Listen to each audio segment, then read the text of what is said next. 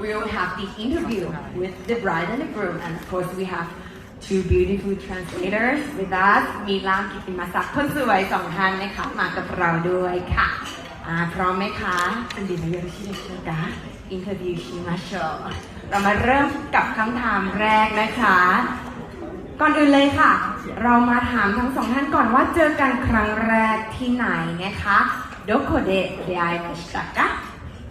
ก็คือโคเฮเป็นเพื่อนที่บริษัทนะคะก็คือเข้ามาทำงานพร้อมกันก็เลยเจอกันค่ะ